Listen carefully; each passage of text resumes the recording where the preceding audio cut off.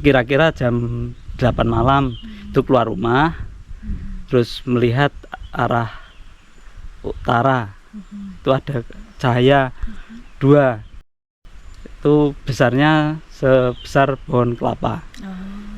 Dan beliau bertanya-tanya, wah itu cahaya apa ya yang seperti itu.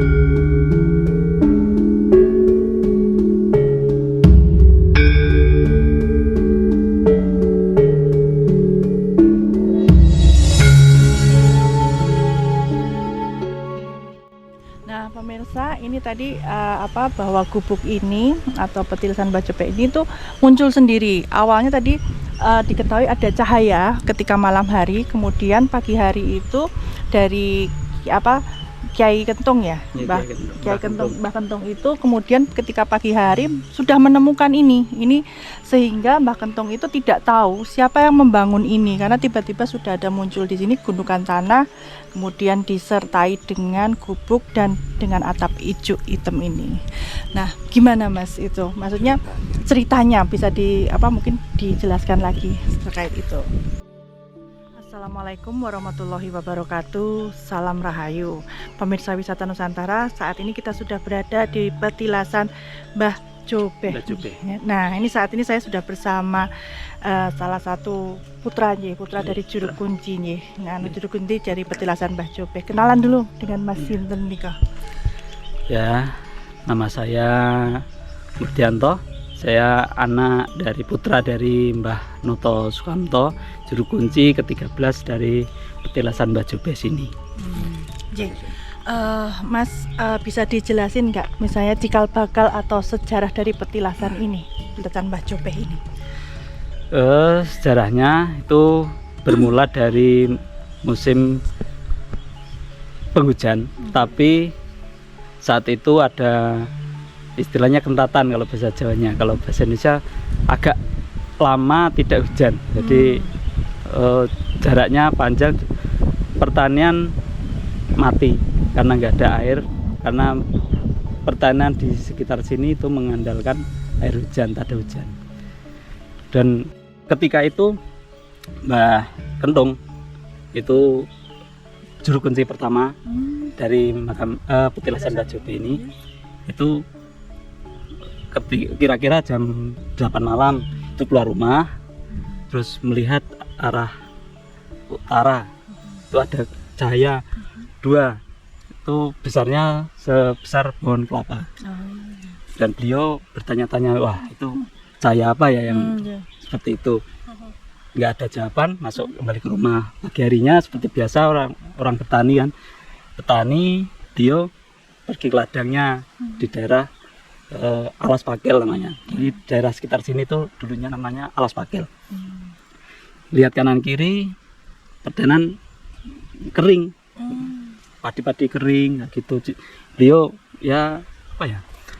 agak khawatir dengan kondisi. Bagaimana masyarakat itu besok mau makan apa, kan dulunya nggak ada seperti sekarang. Sampai di ladang beliau ya bersih-bersih kayak gitu, terus capek, beliau istirahat di bawah pohon. Di antara tidur dan tidak tidur, beliau mendengar suara. Suara apa Mas? Engko tongko gitu. Apa Mas? Engko to engko. Oh iya. Gitu. Beliau tersadar. Wah, aku mau ngipi apa enggak itu, mulai beliau tanya. Terus beliau melanjutkan pekerjaannya sambil berputar di area ladangnya. Beliau menemukan gubuk. Padahal beliau tidak membuat itu gubuk atapnya hijau. Beliau meneliti, memeriksa, ini siapa yang membuat itu, kok di dalamnya ada pundung namanya, gundukan tanah, pundung. Ada apa? Bekas ludah orang Minang itu. Ada 2, itu namanya tubang. Ada tubang 2. Ini petilasi apa ini? Bekas apa?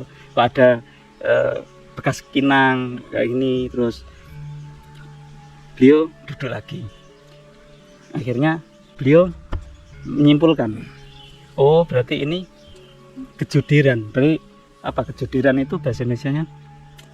Ketahuan, terbuka, rahasianya terbuka dari petilasan tadi. Berarti ini petilasan Kijubeh Nyijubeh, atau bisa disebut Kijubeh Nyijubeh. Itu dari kata kejudiran itu.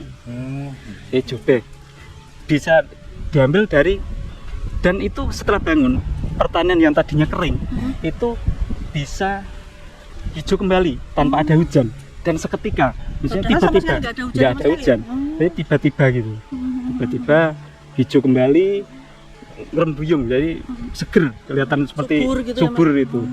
Oh berarti yang bisa diambil ini dari petilasan ini bisa disebut jubeh hijau kabeh. Jubeh itu hijau kabeh. Hijau semua gitu. Hijau semua, betul. Berarti kayak jubeh itu singkatan hijau Hijau kabeh. kabeh. Bisa jubeh karena dari kata juder, kejudiran, ketahuan itu. Oh berarti yang tadi Mas, yang tadi kayak buangan Minang itu tadi itu milik siapa Mas? Nah, dan disebut Kijubeh Nyijubeh karena ditilik dari 2 bekas kinang itu tadi itu. Ada 2 kan, berarti Kijubeh Nyijubeh ya gitu. Jadi itu hanya perasaan beliau mengambil kesimpulan, beliau Ki Kendung itu yang menemukan pertama kali itu Ki Kendung Nyi Kendung itu. Oke.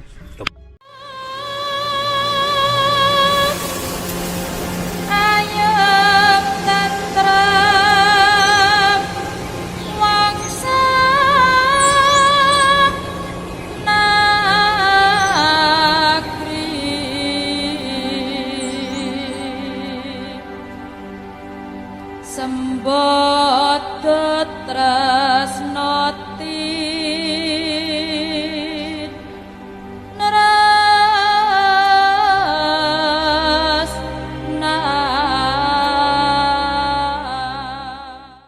Jadi seperti di awal tadi kan, sorenya itu Mbah Kendung pergi keluar rumah tadi, terus lihat cahaya. Paginya ke ladang menemukan gubuk yang di dalamnya ada gundukan tanah. Dan setelah itu ketiduran, ada suara engko tok engko. Terus begitu bangun, tanaman udah hijau semua, udah subur seperti di musim hujan airnya tercukupi itu. Padahal pada saat itu posisi musim kemarau Mas, atau bagaimana? Atau kering semua gitu? Tadinya itu kalau musimnya itu musim penghujan, tapi nggak hujan lama. Tapi di sini nggak hujan ya Mas? Tapi di sini nggak hujan lama, jadi kering. Ya. Tanaman itu kering, kuning, mati itu. Begitu bangun, setelah mendengar ada suara yang nggak tahu itu dari mana, suara siapa itu nggak tahu. Cahaya itu ya Mas? Malamnya melihat cahaya, paginya ke ladang. Begitu sampai di ladang melihat gubuk, terus Mbah Kendung bingung kan, siapa yang bikin nggak tahu. Begitu capek, beliau berteduh di bawah pohon, ketiduran. Nah, akhirnya bangun setelah mendengar engko tongko. Makanya hari itu hari Kemis Kliwon, setiap hari Kemis Kliwon pasti diperingati dengan acara sadranan. Sadranan itu bagi masyarakat Petir ABC itu membawa peralatan dari bongko, dari kata engko tok engko. Jadi kita bikin bongko segendok itu. Oh, berarti kayak ada salah satu bentuk syukur ya Mas, atau gimana? Itu tiraka sadranan ini dilakukan setiap Kamis Kliwon ya? Setiap Kamis Kliwon setahun sekali. Setahun sekali. Dan itu dengan tadi membawa apa Mas? Bongko. Bongko. Bongko itu kalau boleh bisa mungkin pemirsa juga dijelasin bongko itu apa Mas, bentuknya seperti apa? Bongko itu dari buah gude yang ditumbuk dibungkus dengan daun pisang gitu ya, terus dibungkus daun kemudian pisang disuntui gitu. Dikukus itu. Itu. Dan selain itu orang-orang yang mempunyai nadar. Jadi kan setelah Mbah Kentong bangun terus melihat tanaman hijau kembali seperti itu, beliau ini namanya petilasan Mbah Jobeh Ki Jobeh Nyi Jobeh dari kata ijo kabeh tadi. Terus berarti sini itu besok bisa untuk permohonan. Jadi jalan. Jadi salah satu jalan, maksudnya kita kalau mempunyai keinginan itu punya hajat mau yang baik itu bisa lewat sini kayak gitu. Mas, ini kejadian ini tuh tahun berapa Mas? Dan kemudian gundukan tadi tuh muncul itu ditemukannya kapan? Gimana dan ini atapnya segala macam itu gimana Mas bisa ketemunya itu? Kalau tahunnya saya kurang tahu itu Mbak. Karena bapak saya yang jadi juru kunci sekarang Mbah Noto Sukanto itu udah turunan ke-13. Jadi udah lama banget. Tapi kalau menurut rentang waktu kalau kita hitung umur seseorang itu ya sekitaran sehabis dari Kerajaan Majapahit. Kerajaan Majapahit. Berarti semasa Kerajaan Majapahitnya. Sehabisnya. Sesudah. Mungkin ini salah satu petilasan dari penggawa Kerajaan Majapahit dulu yang kan ada serangan dari kerajaan itu. Nah, Mas, saya tertarik ini karena di sini kan ada atapnya dari ijo ya. Nah, ijo hitam gitu ya. Nah, ijo ini tuh dari daerah Jobeh ini pernah nggak misalnya nyuwun ganti atau minta diperbaiki seperti itu? Jadi gini, kalau soal atap kayak balungan kerangka ini setiap ada kerusakan pasti diganti. Setiap ada kerusakan pasti diganti. Jadi memang awal ditemukannya udah berupa seperti itu. Ada gundukan tanah, terus ada ada gubuknya itu. Udah jadi seperti itu. Jadi makanya Mbah Kentong itu tidak tahu yang bikin siapa, yang bikinnya kapan, itu nggak tahu. Berarti ini ditemukan oleh Mbah Kentong itu sudah lengkap gitu ya Mas ya, sudah ada gundukannya, terus ada gubuknya gitu ya Mas. Ya. Nah, pernah nggak Mas non sewu ada misalnya kejadian-kejadian mistis yang dialami oleh warga, terus atau mungkin yang pengunjung yang datang ke sini, pernah nggak? Kalau mistis itu mungkin kalau berpakaian yang pakai pakaian hijau, terus berkata kurang sopan, berkata kurang sopan itu biasanya nggak boleh, sama biasanya ngambil foto atau gambar tanpa izin. Kadang pun kalau udah izin duluan, tapi kadang nggak bisa nyimpen. Nggak bisa kerekam gitu. Nah, selain misalnya kejadian tidak bisa kerekam, terus apalagi Mas mungkin yang pernah dialami oleh mungkin pengunjung atau warga kayak gitu, yang mungkin ada yang nggak tahu terus kemudian menggunakan baju hijau atau bagaimana, atau apapun aksesoris berwarna hijau? Kalau pas waktu di sini namanya sadranan, kan itu waktu jadi hari ditemukannya itu dijadikan kayak haul, kayak buat, jadi setiap tahun itu diadakan acara sadranan. Setiap hari ditemukan, jadi hari Kamis Kliwon. Jadi ya setiap tahun pasti ada sadranan. Itu tidak apa-apa pakai pakaian hijau, nggak apa-apa. Tapi kalau pas hari-hari biasa itu ya ada kendala. Intinya ada kendala, seperti kalau kita mengendari kendaraan itu nggak bisa jalan tiba-tiba, kita nggak tahu kenapa. Kendaraannya bagus, mesin hidup normal, tapi nggak bisa jalan, tahu-tahu kayak gitu. Contohnya seperti itu. Ya, Mas bisa diceritakan nggak terkait pengalaman tadi, sempat Mas cerita juga ada anak remaja yang kemudian ditantang ya untuk datang ke sini, itu gimana Mas? Boleh diceritain? Nah, itu kejadian udah agak lama itu Mbak sebenarnya. Pas malam-malam kan, ngumpul-ngumpul anak-anak ngumpul. Dan ada salah satu anak itu ditantang oleh teman-teman yang lain. Kalau kamu berani ke tempat petilasan Bajope saat ini, kamu akan dikasih kambing waktu itu. Akhirnya kan berani. Anaknya berani sini. Sampai kan tadi ada jalan raya. Dan dari jalan raya terus sampai ke petilasan kan nggak begitu jauh, paling 200 meter ya.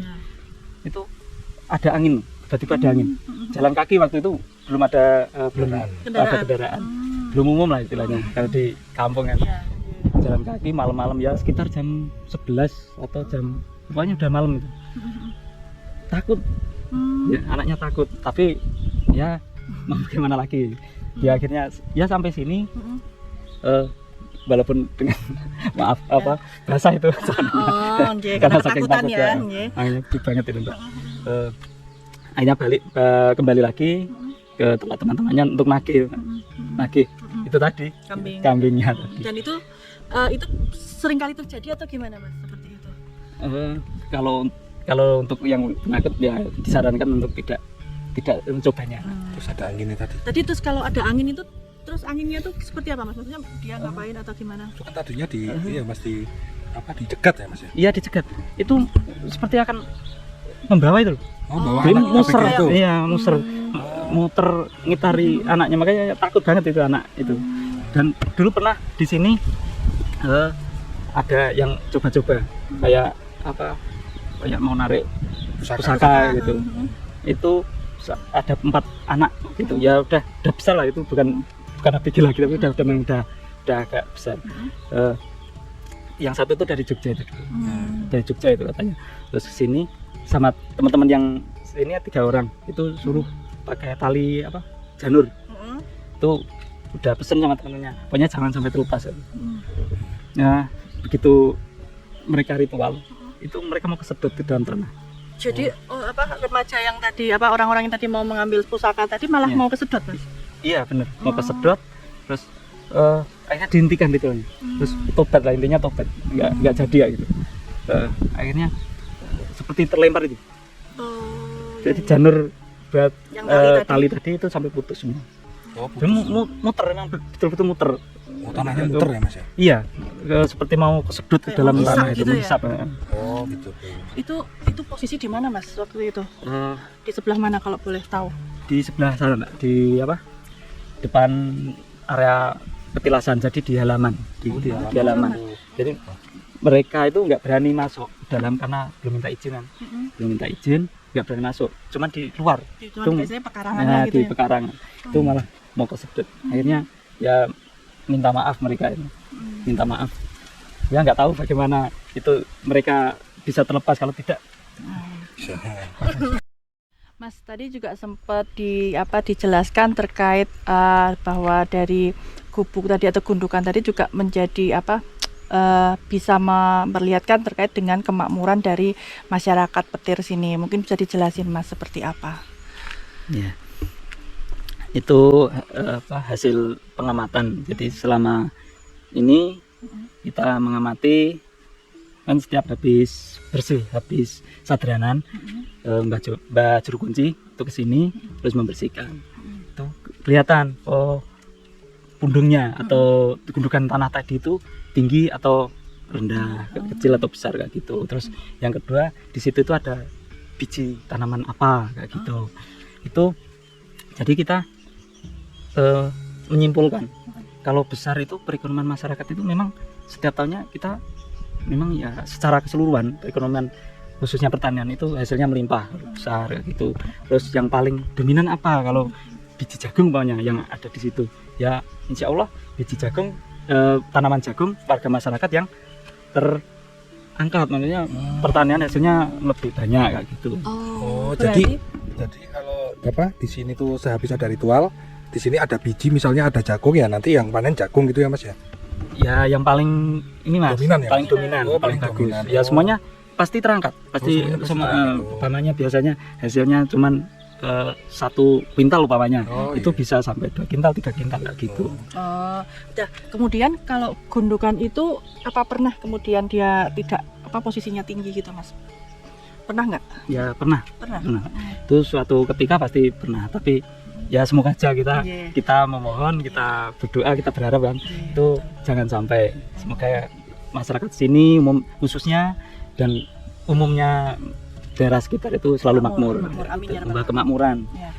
Nah, kemudian kalau biasanya ada nggak Mas, misalnya pengunjung yang tadi kan sempat bisa apa mempunyai hajat atau mempunyai apa ya istilahnya nadar gitu ya, terus kemudian melakukan lelaku di sini pernah Mas? Ya pernah sering banget. Gimana itu Mas? Bagaimana itu? Biasanya di sini ya bermunajat seperti menurut keyakinan masing-masing. Bisa kalau orang Islam ya kita berdoa di sini Bertapa gitu ya, Mas? Bertapa gitu Mas? ya jenisnya seperti itu. Semalam kita bertirakat di sini sampai pagi kayak gitu dulu sering.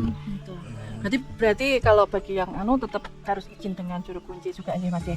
Ketika mau ada apa melakukan ritual atau lelaku lah istilahnya gitu tetap harus dengan didampingi oleh dari juru kunci gitu nih Mas.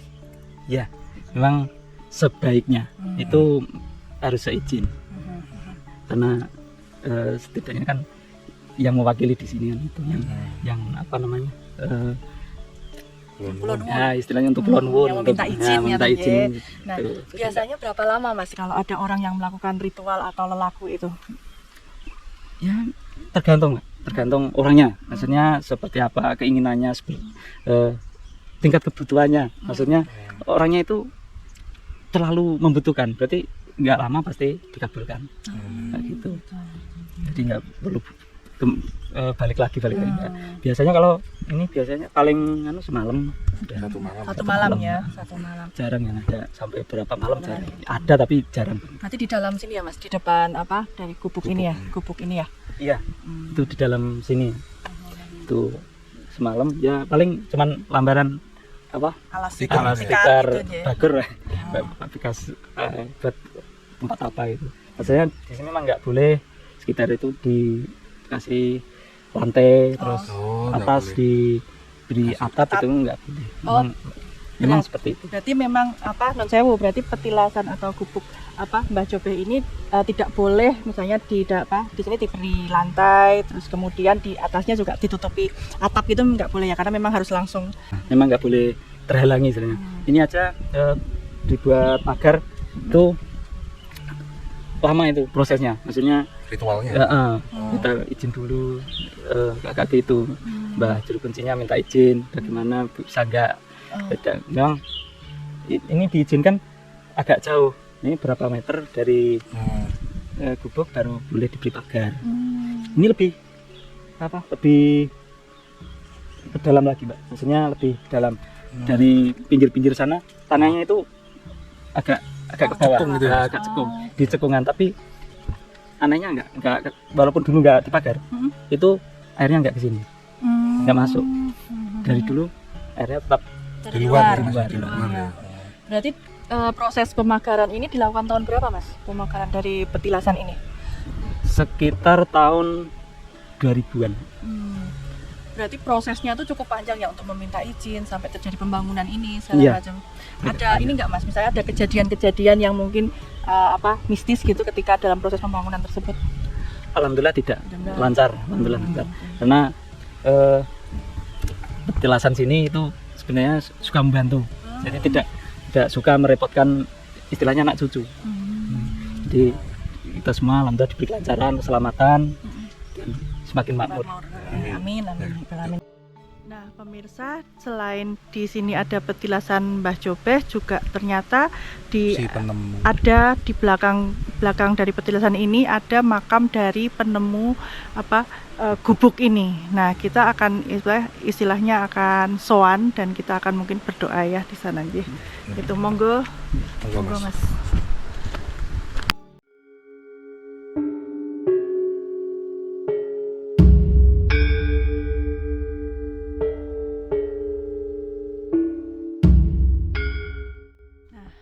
Ini saat ini kita berada di mana ini Mas? Boleh dijelasin? Ini salah satu dari leluhur saya ini, Oh, dari Mbah Kendong, dari si penemu itu.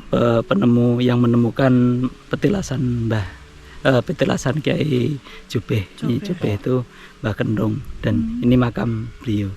Ini berupa batu. Dulu pernah dipindah batunya, tapi paginya udah balik Balik lagi. Kembali lagi. Kembali lagi. Oh. Ya. Tapi Nun Sewu, ini apa memang tidak kemudian dibikin ini Mas? Maksudnya nisan gitu. Tidak, karena memang kemauan beliau tidak mau. Oh. Jadi mungkin beliau pengen sederhana intinya. Sederhana. Ya, pemirsa, ini adalah makam dari penemu dari petilasan Mbah Jobeh, yaitu Mbah Kendong, dan beliau ini adalah masih leluhur ya dengan Mbah Noto dan keluarganya. Dan beliau ini memang memberikan wasiat bahwa ketika beliau meninggal itu ingin dimakamkan secara sederhana, sehingga makam beliau ini tidak menggunakan nisan tetapi hanya menggunakan batu seperti itu. Kemudian dulu ini kan Mbah Kendong ini yang pertama yang menemukan menemukan petilasan dari gubuk tadi. Gubuk tadi. Dan beliau yang kemudian melihat bahwa ada perubahan dari yang tadinya lahan kering terus kemudian bisa jadi hijau Jadi ya hijau untuk juga. kemakmuran rakyat di sini atau warga di sini. Nah, ini pernah batu yang dari nisannya Mbah Kendong ini dulu pernah mau dipindahnya Mas ya, Iya. dipindah, tetapi ternyata dia batu ini kembali lagi ke tempat semula seperti itu. Kan waktu itu kerja bakti warga. Ada warga yang tidak tahu, warga yang tidak tahu kalau itu makam dari Mbah Kendong nggak gitu. Jadi mereka pindah tempat kan, kok ada batu di sini tuh di area makam kan. Nggak tahu kalau Kalau itu sebagai makam, ya. Memang kita tidak pernah istilahnya publis ke masyarakat, ke masyarakat belum pernah. Jadi kebanyakan memang tidak tahu saat itu. Saat itu kan orang kan menganggap tabu kan. Beda sama sekarang udah beda pandangannya. Jadi akhirnya dipindah, paginya itu udah kembali lagi. Oh, berarti memang ada sesuatunya kayak gitu. Saat itu mereka itu warga itu tanya ke Mbah Juru Kunci. Saat itu Juru Kunci masih simbah saya, Mbah Mejo saat itu. Dia tanya terus dijelaskan, ini makamnya Mbah Kendong, kayak itu nggak boleh di otak-atik, nggak boleh dipindah-pindah, nggak boleh dirubah kayak gitu.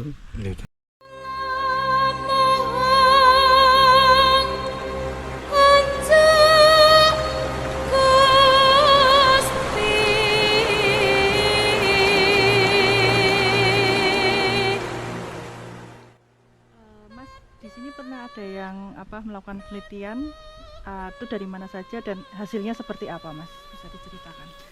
Yang paling ini itu dulu dari Australia, desain Australia, tapi saya tidak tahu itu apanya, dari universitas mana atau apa nggak tahu.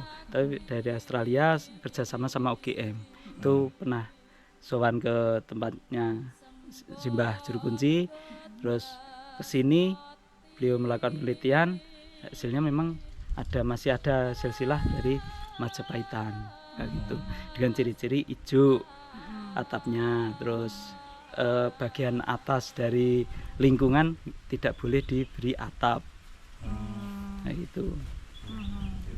Ya, terima kasih Mas Musti untuk semua informasinya. Semoga ini juga nanti semakin warga di sini, rakyat di sini juga semakin makmur ya, Amin. semakin sejahtera.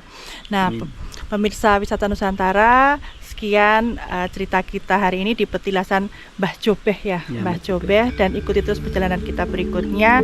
Matur nuwun, wassalamualaikum, salam rahayu.